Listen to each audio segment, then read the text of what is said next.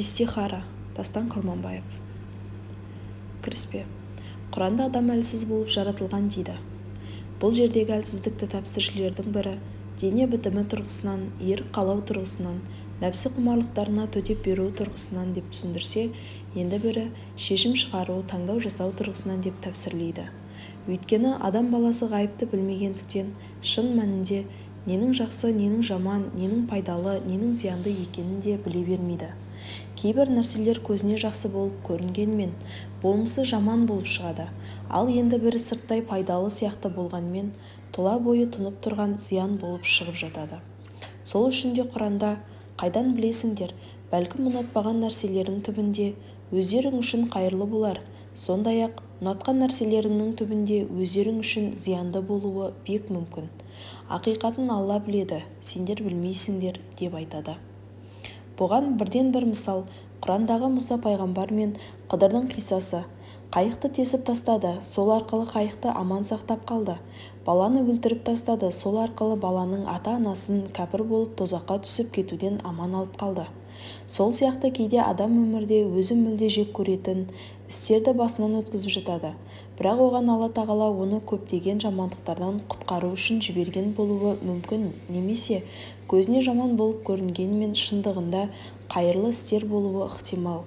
Сондықтан да сахаба Омар ибн Аль-Хаттаб «Басыма жақсы көретін нәрсе келе ме, жек көретін нәрсе келе ме, маған бәрібір. Себебі мен жақсылықтың жақсы көретін нәрсемде ме, жоқ әлде жек көретін нәрсемде ме екенін білмеймін» деп айтады екен. Сондай-ақ табиғин ғұлама Хасан Аль-Басриде, Алла оны рахымына алсын, бір сөзінде былай деген екен: «Бастарыңа келген бәлекеттерді жек көрмеңдер. Кейде сендер ұнатпайтын істерде есендіктерің болуы мүмкін. Сол сияқты сендер жақсы көретін істерде құрдымдарың болуы мүмкін».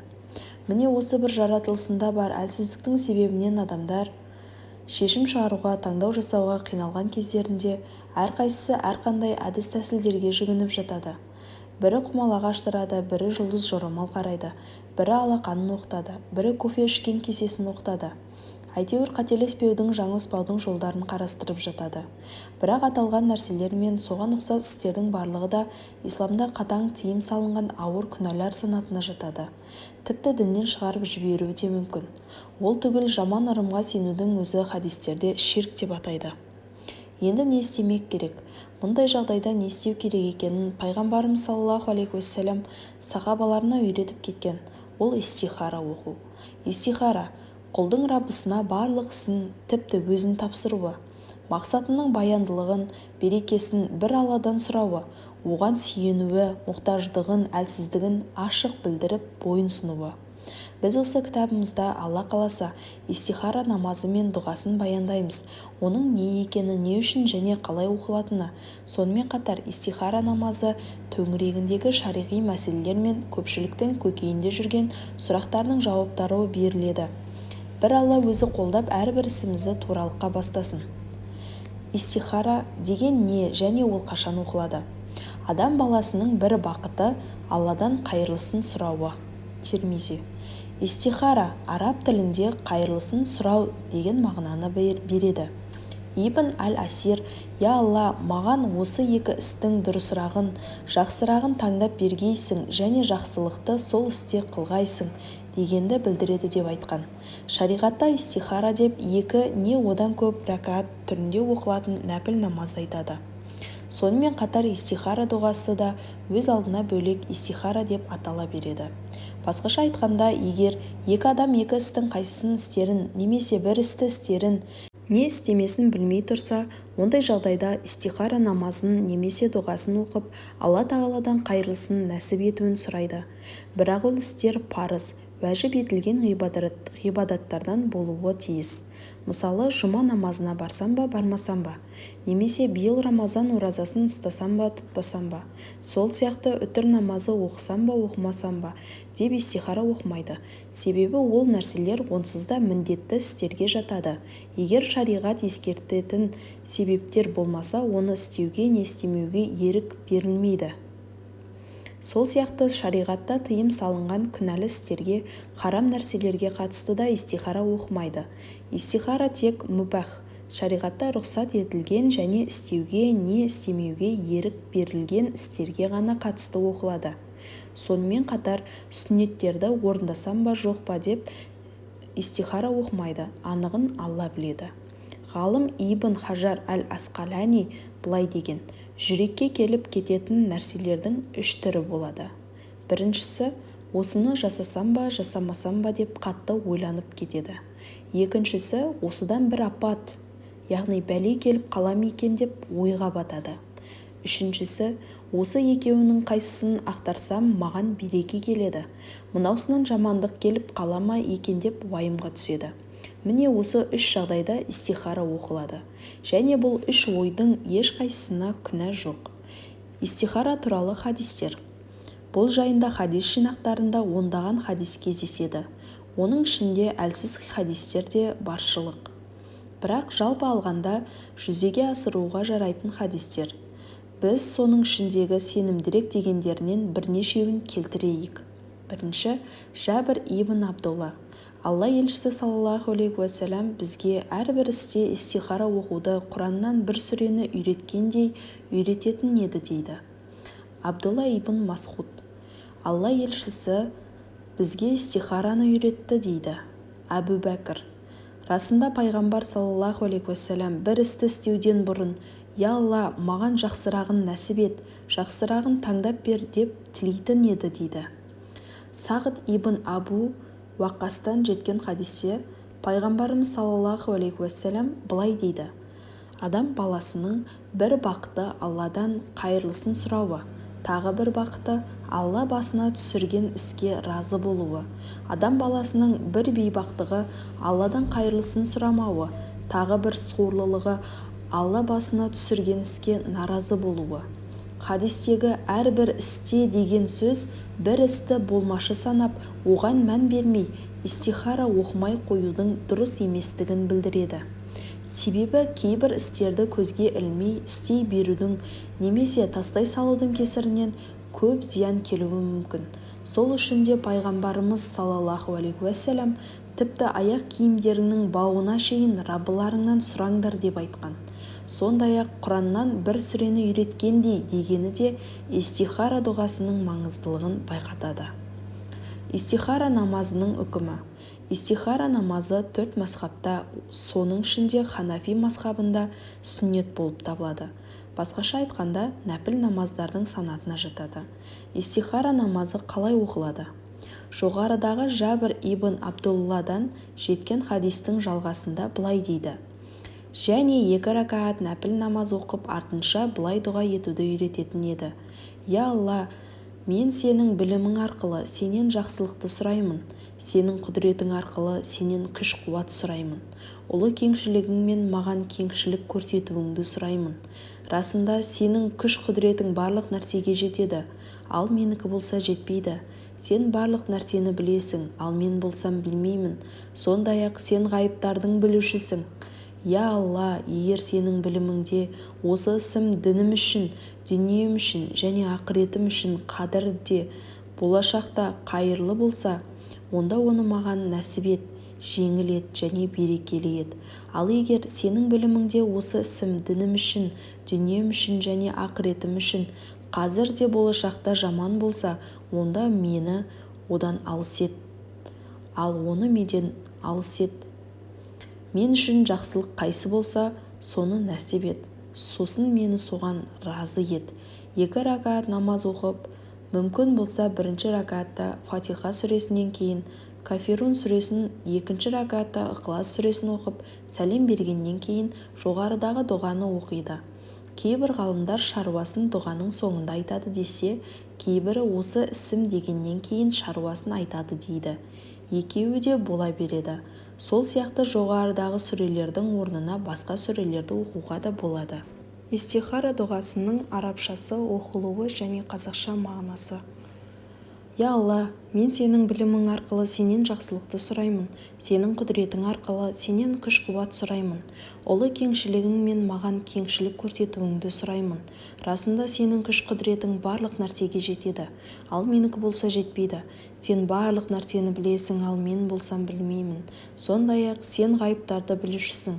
Я Алла, егер сенің біліміңде осы ісім дінім үшін, дүнием үшін және ақыретім үшін қазір де болашақта қайырлы болса, онда оны маған нәсіп ет, жеңіл ет және берекелі ет. Ал егер сенің біліміңде осы ісім дінім үшін, дүнием үшін және ақыретім үшін қазір де болашақта жаман болса, онда оны менен алыс ет, ал мені одан алыс ет.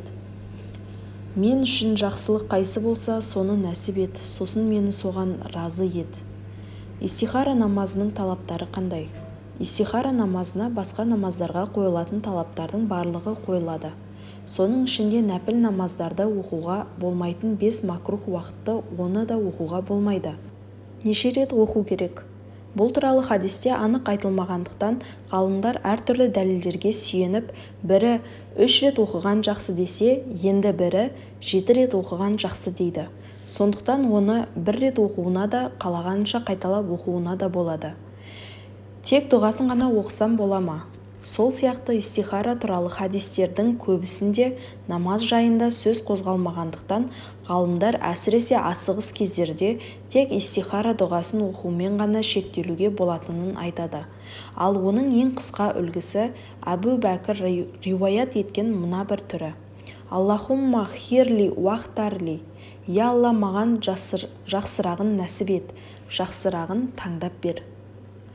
Үйлену үшін истихара оқуға бола ма?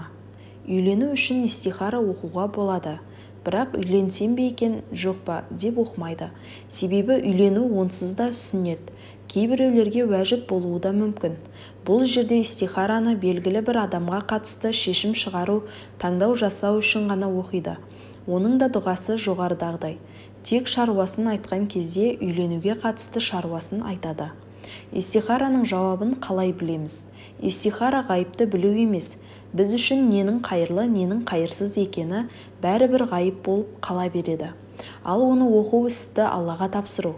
Одан бізге қайырлысын таңдап беруін сұрау.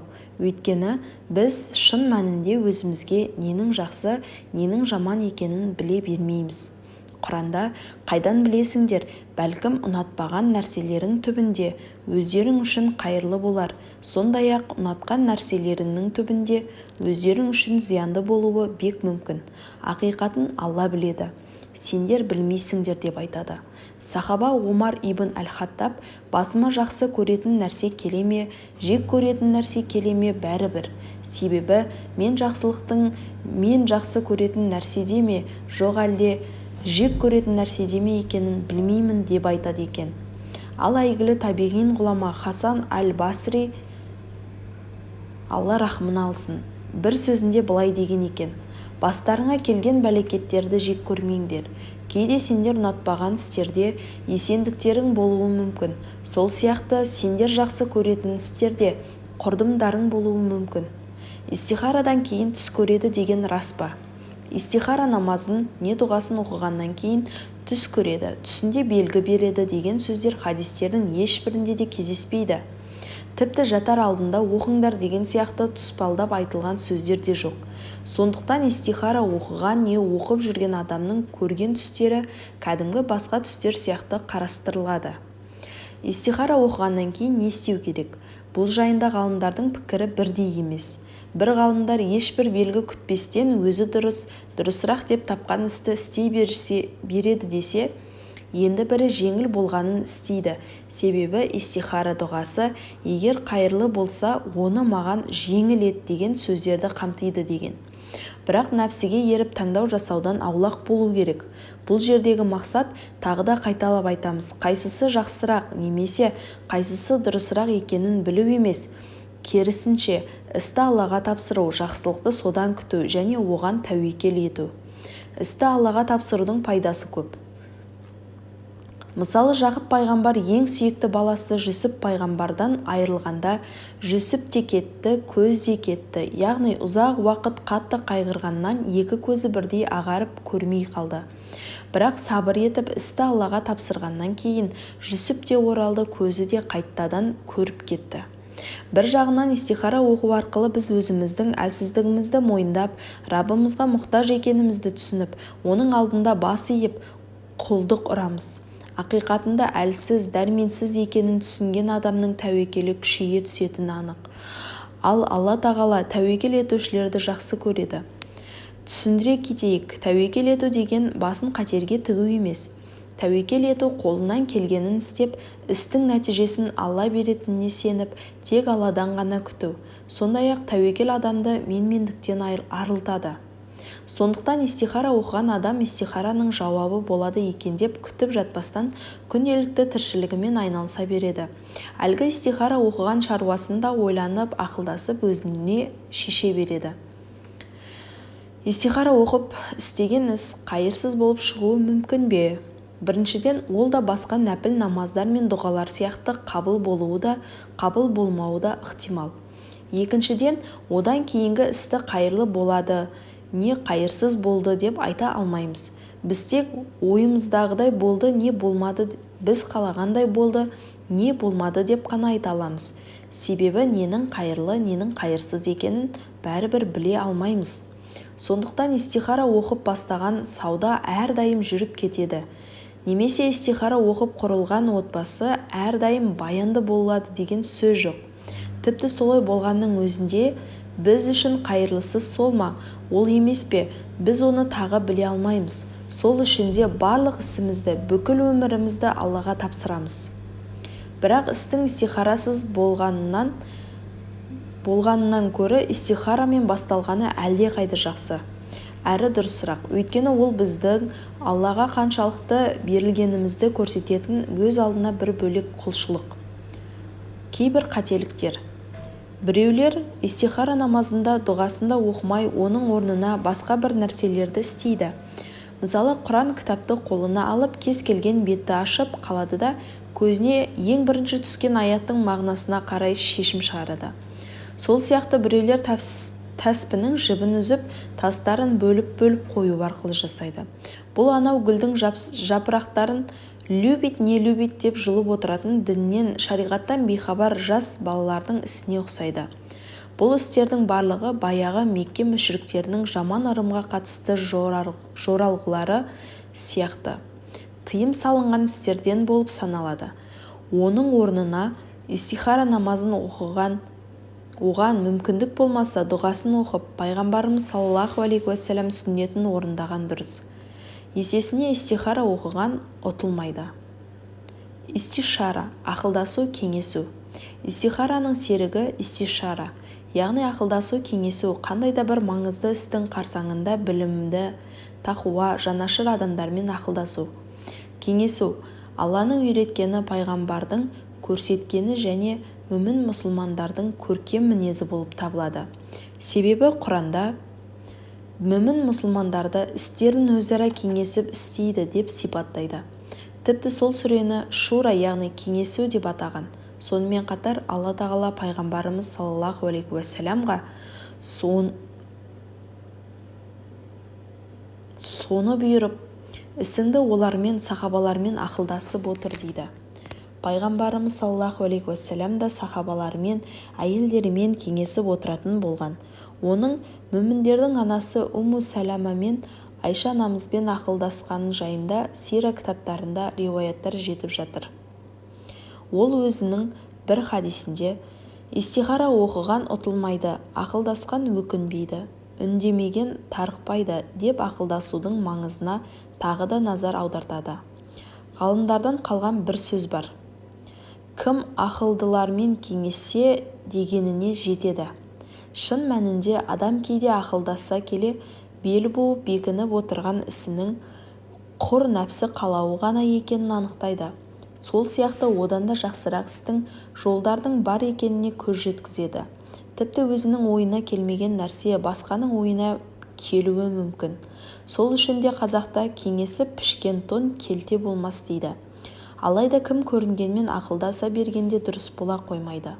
Әйгілі сахаба Әли ибн Абу Талиб Алладан қорқатындармен кеңесіңдер деп өсиет қалдырған дейді. Ертеде Бұхара майыршықтары өзі де білетін басқалардан да ақыл-кеңес сұрайтындарды толық адам, ал өзі білетін бірақ басқалардан ақыл-кеңес сұрамайтындарды жарты адам, ал не өзі білмейтін, не басқалардан ақыл-кеңес сұрамайтындарды мүлде адам деп атамаған дейді. Бірақ біреудің берген ақыл-кеңестерін, әсіресе ол өзінің тәжірибесін сүйеніп берген болса, оны жүзеге асырмас бұрын оның жағдайы мен өзіңіздің жағдайыңызды салыстырып, таразылап алған жақсы болады. Ел аузында түлкі су арықтан өтпек болып, тереңдігін түйеден сұрапты. Түйе тізеден келеді депті, сөйтіп түлкі суға батып кетіпті деген әңгіме бар. Сол үшін тізелеріңізді салыстырып алыңыздар. Қорытынды. Мүміннің өмірі Алла тағаламен байланыстан тұратын болғандықтан, ол күніне парыз бен бекітілген сүннеттерден бөлек қаншама нәпіл намаздар оқиды. Оның барлығы Раббысынан үміт күткен, қорыққан, оған тәуекел еткен мүмін үшін рухани азық пен байлық. Сахабалардың айтуынша, пайғамбарымыз саллаллаху алейхи уассалам өзі басына іс түскенде, яғни қандай да бір қиындыққа тап болғанда, дереу намаз оқитын болған.